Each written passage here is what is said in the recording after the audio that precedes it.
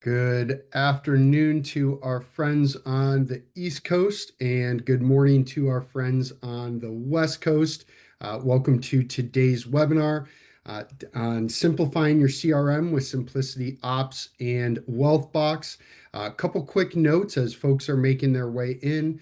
Today's webinar will be recorded. You will be getting a copy of that recording. We also do have Q&A available as we're going through the presentation. And there's going to be a couple different pieces of content that we'll be going over that you'll also get on the back end of the call. With that, we'll give everyone another 30 seconds or so to make their way in, and then we'll get things kicked off. Sweet.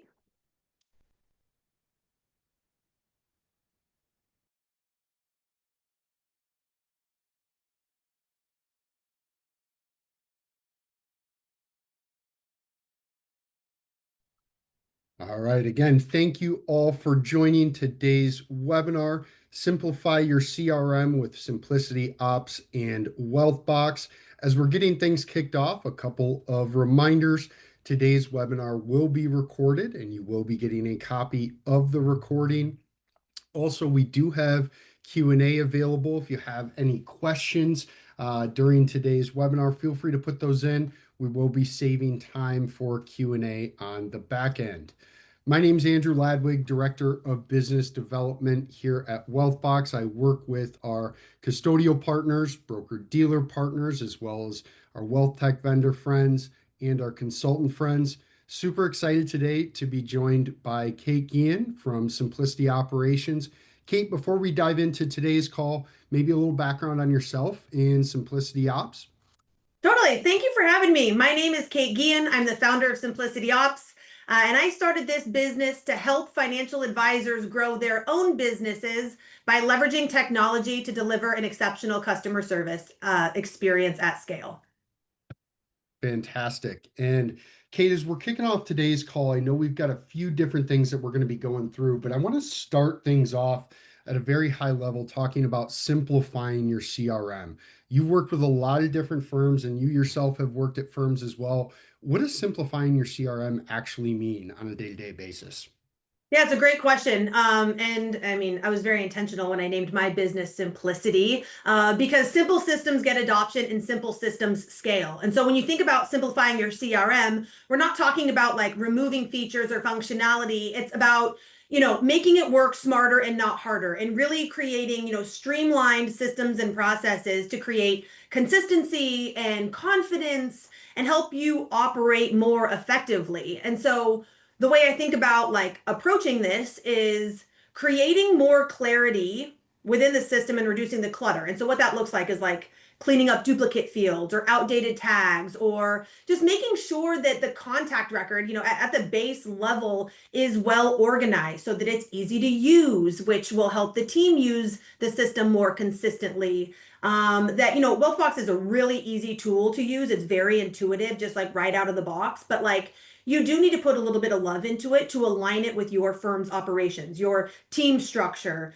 your custodial requirements. So, knowing that you got to put a little bit of love into it to simplify it and make it easy to use, for the sole purpose of getting, consistent adoption across your team.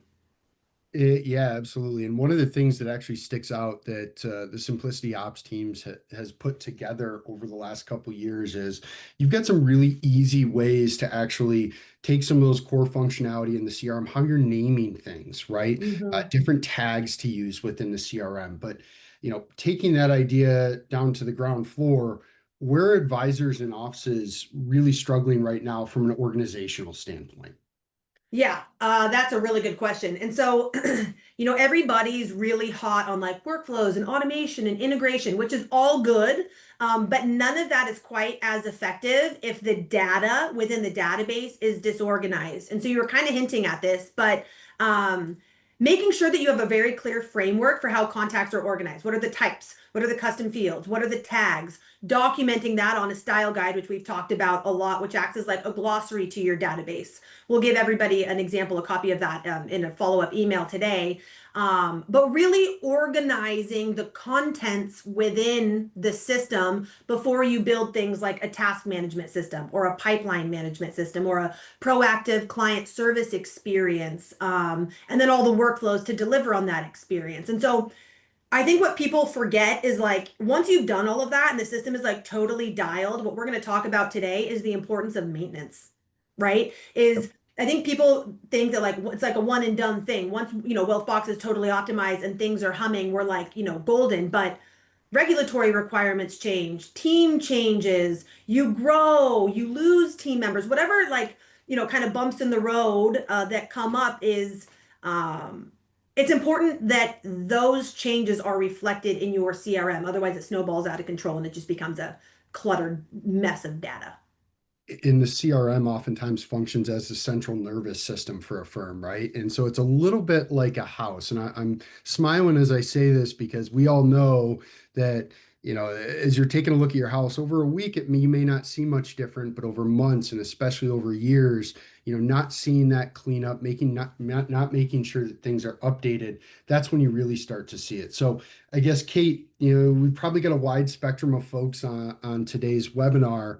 What are some of those inflection points? Maybe it's every month, maybe it's every quarter, maybe it's every year, especially with folks coming up around the holiday season, doing business Mhm. planning for next year.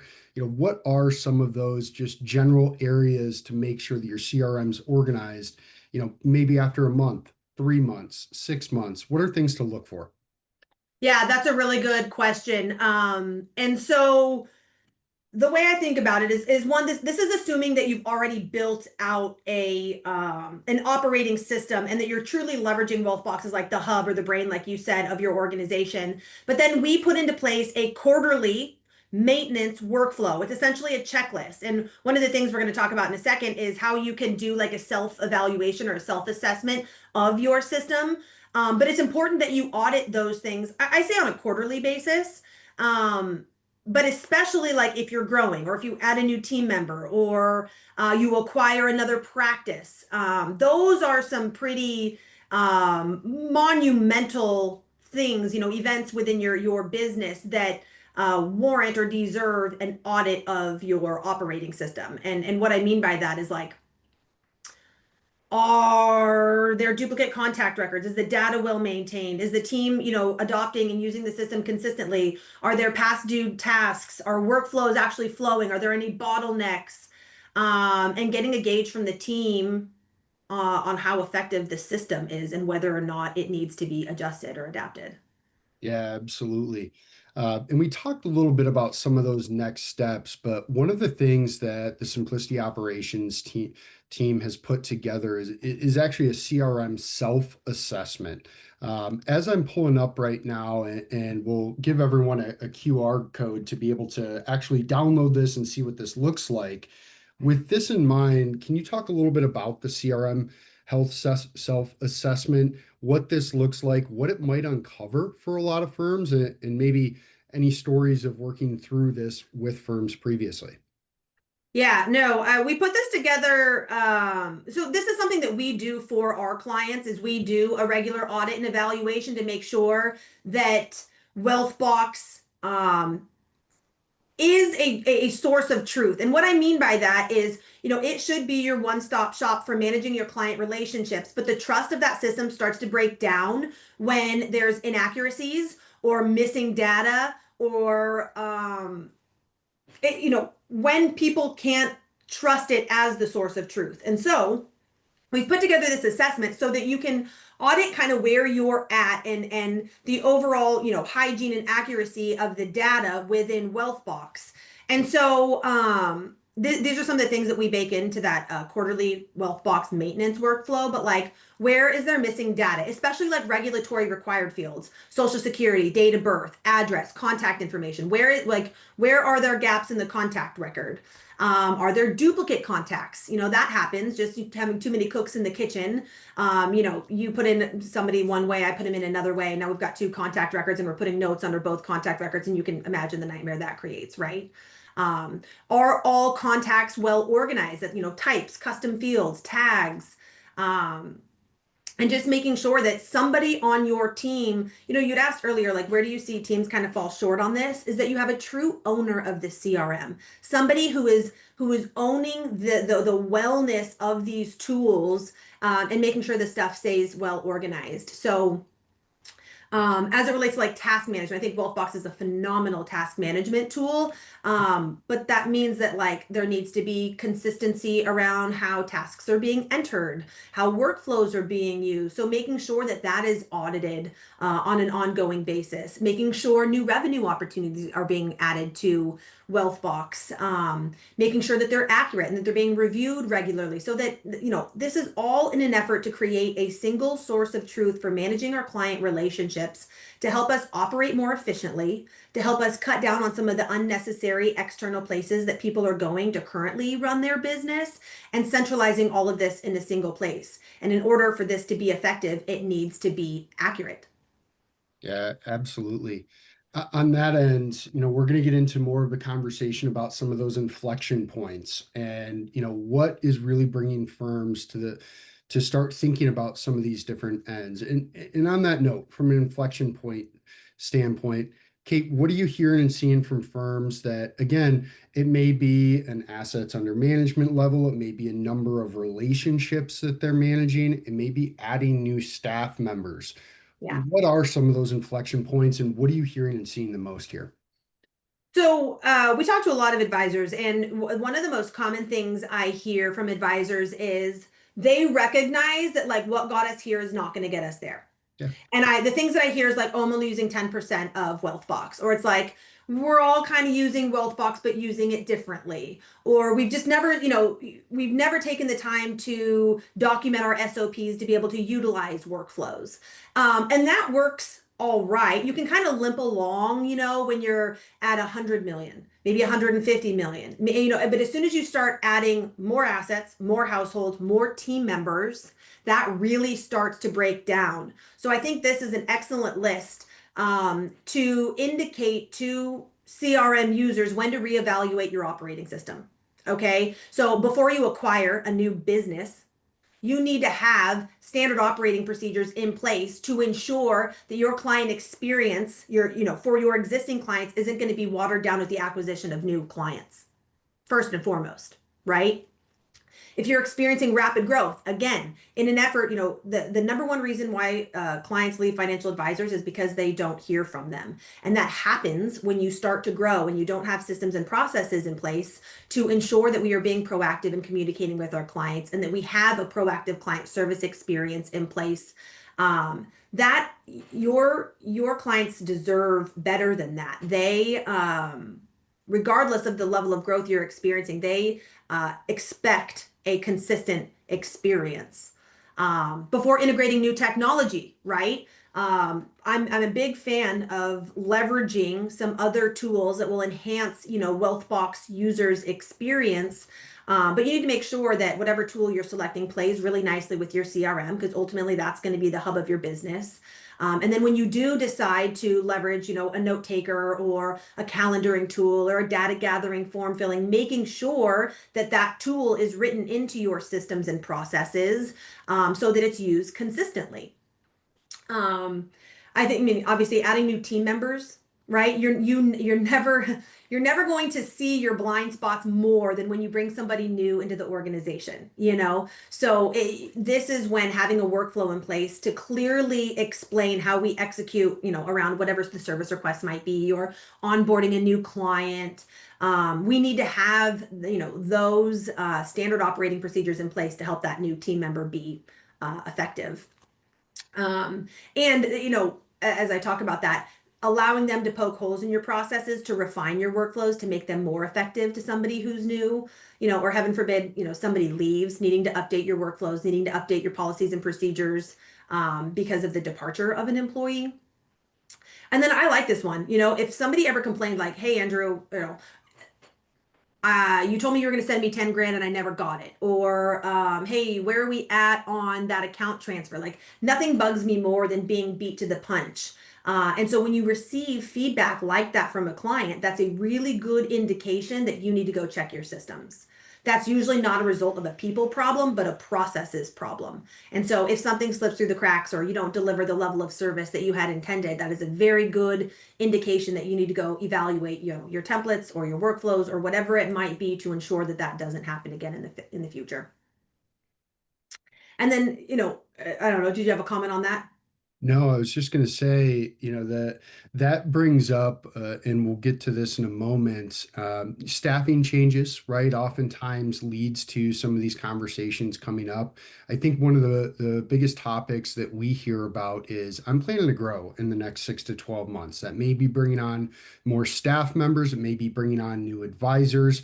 Kate, we've talked about it previously, the idea of having an onboarding workflow, especially in the regulated environment that we work in, is incredibly helpful. Also, if they're in in more of a recruiting mode, it's incredibly powerful to be able to walk into a conversation with a potential new staff member or advisor and say that, hey, we've got the mid and back office resources and we have those standard operating procedures for you to be successful within our firm, right? That oftentimes comes up a ton.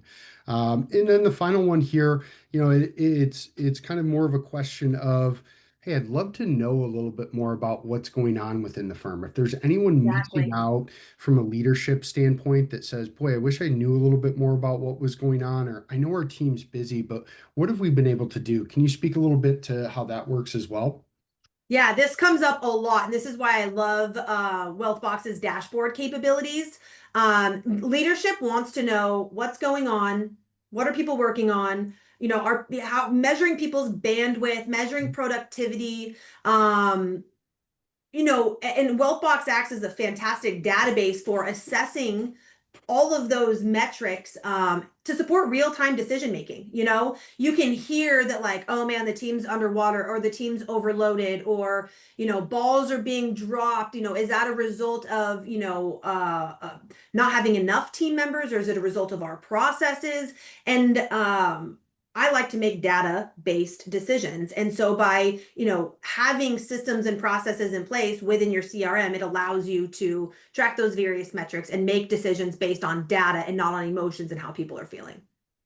Absolutely. And with a smile on my face as I pull up this next page here, when Kate and I were starting to plan out and talking through some of the different content for this webinar, it's funny, both of us immediately thought about a podcast that we listened to from Michael Kitsis's podcast. I believe it was a couple years ago now, but both of us went right to some of the metrics behind not only staffing, but what leads to that in terms of not only number of client relationships, but revenue out there as well.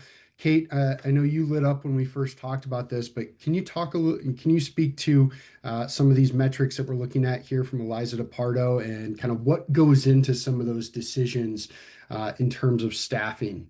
Yeah, no, I love this. And I love that you've listened to this podcast too. It's something that I revisit because what, a lot of the firms that we talk to are growth minded, growth oriented, or experiencing a lot of growth. And so our natural response to that is like, well, let me staff up, let me staff up. And so I take the approach of like, let's streamline first with systems, processes, workflows, and technology. Okay, let's get that dialed for first before we add additional bodies. But when the time comes to add an additional person to your team, I think this is a really helpful resource, and we wanted to bring it up today. We'll include it in the follow-up so you can actually click on the link and listen to the podcast. But it talks about key points of revenue as it relates to hiring needs. And so what this is explaining is basically for every $250,000 of new revenue, generally that is when you think to bring on an additional team member. And what I think is more important than that, than the revenue number, is thinking through who that next person should be. So when you do hit that $250,000 of new revenue mark, what they're saying is they kind of take a leapfrog approach. It goes, advisor support, advisor support. And you have to, know what kind of support that looks like, whether it's an associate advisor or a paraplanner or a client service person. But I love the leapfrog approach that they take there to build the team. And When that happens, going back to the slide that we were looking at earlier, when you do bring somebody new onto the team, contact records need to be updated, workflows need to be updated, so that that next team member can very clearly see what's expected of them, how to operate. And that, in my experience, Andrew, is a huge selling point. You're saying that to the acquisition of a new business, having the SOPs in place.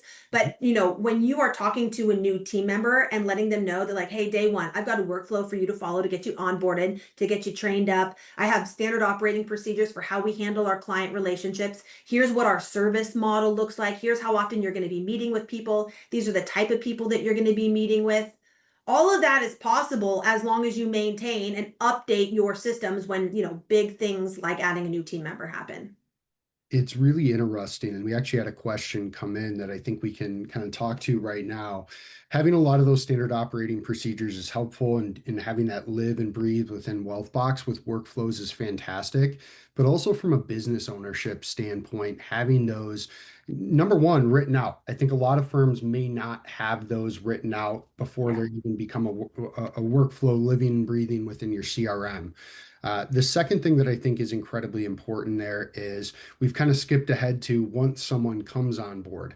I think a lot of firms out there right now in today's hiring environment, they're trying to find the right fit, but they're also trying to bring the right people on board. And it's incredibly helpful from a hiring perspective to have this data together, to have, hey, here's what that first 30, 60, 90 days look like when you join our team. Hey, here's what some of those processes look like. So, especially as firms are preparing, again, we've got a QR code. You can snap a quick photo and get some of the metrics here, but we'll send those on the back end as well. Kate, I'll open this up a bit further because I know you've worked with firms that may be adding their first operations team member, right? They were a solo firm previously. They may be adding their first one, or it may be a one location firm that may be adding another geographic location. What are some of the pieces to that process that you're hearing and seeing from that solo firm adding a new staff member to that multi-advisor for a multi-location firm that's trying Mhm. to do this on a broader scale? What are you hearing and seeing there? Yeah, I want to talk to that. You bring up a really interesting point. And you brought up one thing just quickly about like a 30, 60, 90-day plan. Yeah. That is one of the resources that I will share after this. That has been coming up a lot, is like, well, what does that plan look like? What should the KPIs be? How do I ensure this person is set up for success? I will include those resources at the end of this conversation. We actually just put this together last week because so many people have been asking us for it. Um, but ultimately, it all comes down to consistency. Every advisor that we talk to, whether they're a solo guy adding the first person or whether they're, a multi-office office, we hear so often that like everybody kind of beats to their own drum. Everybody kind of does things their own way. And the problem with that is your clients, uh, to earn the level of trust that we need to create these lifelong partnerships with our clients, there needs to be consistency. Consistency is what builds trust, and clarity is what builds the consistency. So there needs to be clarity from the leadership's perspective on like, what does it look like to be our client? What does it feel like? And you need to start documenting those standard operating procedures. Whether you're bringing on your first operations person, having the standard operating procedures in place will help you delegate to that person to know like what you can download. Having a workflow with, hyperlinks to documents or Loom videos or email templates allows that person, just really sets them up for success, to be honest. Everybody that comes and joins an organization is coming to do a good job, right? And so they want to know very clearly what's expected of me. That gives them the confidence that they need to be able to execute and deliver an exceptional customer service experience. And then if we're talking about like multiple offices, this has happened. When have you ever called the bank and gotten the same answer twice? Never. Right? You call, you get one answer from one person, you get another answer from another person. And you're like, well, who the heck am I supposed to believe here? Right? Super irritating.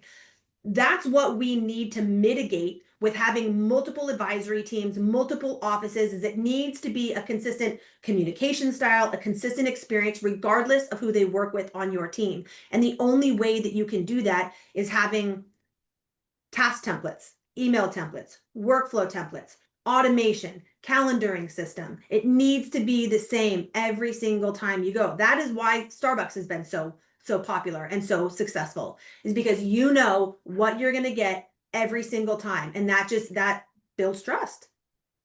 And it's also, we've got a few friends in the consulting world that work in the M&A side, and Mm, sitting across the table, having a practice where all of those processes are outlined, understanding what's consistent, makes whether you're a seller or an acquirer, right. you can be a lot more confident sitting on the other side of the table, having those ready to go. So absolutely. And again, just a reminder for the folks joining us, this is actually research that came out of a Michael Kitces podcast, I think from a couple years ago now, but we'll make sure that you also have this on the back end.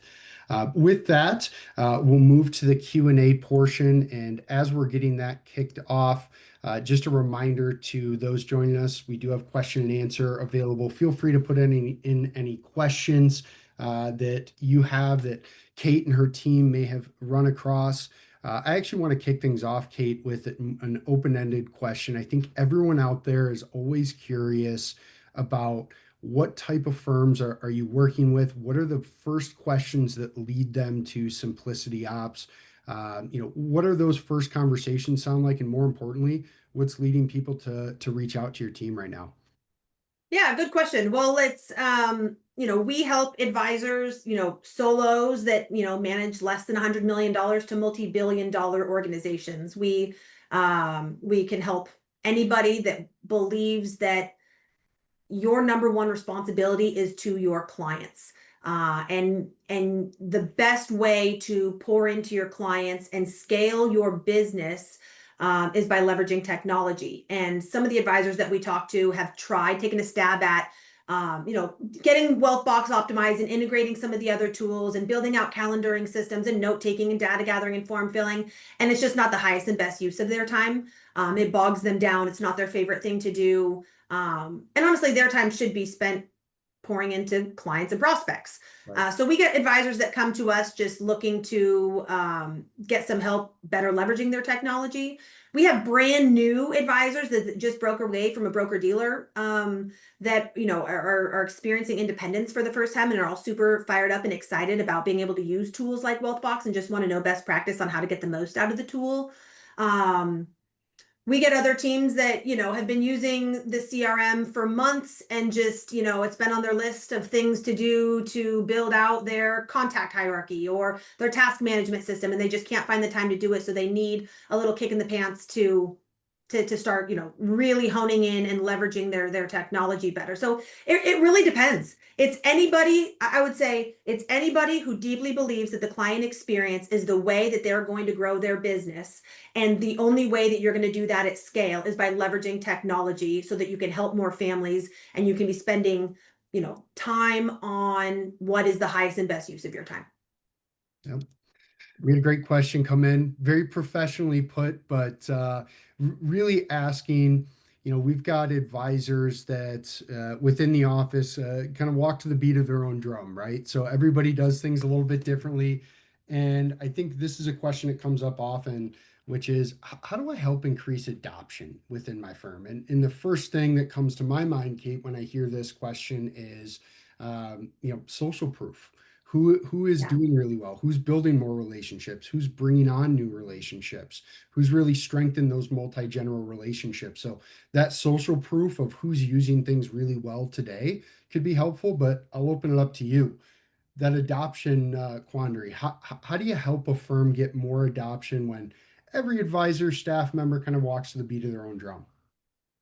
Generally, it's because they don't see the value and they're afraid of learning something new. But what I have learned is that people care about four things: time, money, risk, and status. So how does the adoption of this tool save them more time, make them more money, mitigate risk, or elevate their status? Okay. So you need to articulate the value to them in a way that, hits one of those four, Yep. key points. And you'll have to know based on who you're talking to and adapt the conversation to whatever they care about most.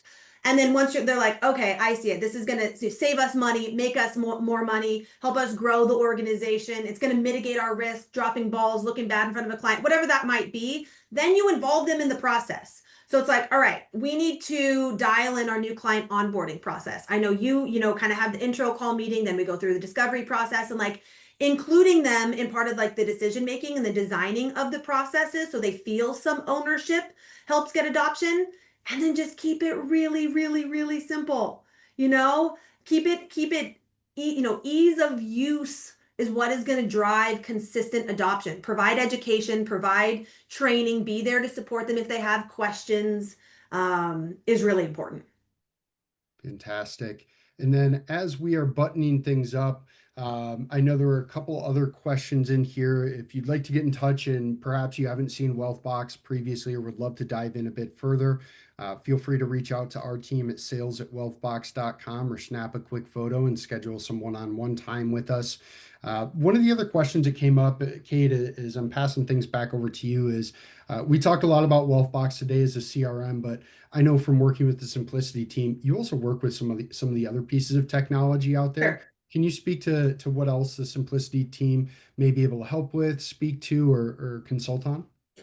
Yeah. And so at the end of the day, Wealthbox is just a CRM. And so even once it's being totally optimized as the hub, and what I mean by that is contacts, tasks, your sales pipeline, your calendar, a proactive client service experience, workflows, advisors still feel some friction around calendaring, note taking, data gathering, form filling. Like those things are still very manual and very painful. And Wealthbox is solving some of this with your note taker, huge advancement. But like when you start to feel those pain points, um, if it is something that Wealthbox is not capable of solving, that is when it is appropriate to go to the Kits' tech map and figure out what solutions are available and do some vetting to figure out which ones solve your problem the quickest, the easiest, the most cost effective, but it needs to integrate with Wealthbox. Um, and so, things like G-Reminders, Calendly, Zapier, note takers, you guys have your native one, which is awesome, but like Jump does a really good job. If you're looking for, an external system, Precise FP, anything that is going to elevate your customer service experience, make the engagement with your clients better, more seamless, and empower the people on your team actually delivering the customer service experience. Those are the tools that we help implement. Great. And then as we wrap things up here, feel free to reach out to the Simplicity team at info@simplicityops.com or schedule some one-on-one time with them. Also, as a reminder, we will be sending out a recording of today's webinar as well as a couple of the resources and the content that we walked through. So absolutely take a deeper dive. As always, Kate, I really appreciate the time and the partnership with the Simplicity Ops team. For everyone else, have a great rest of the afternoon. We'll talk to you all soon. Thanks, Kate. Thank you so much. We'll see you.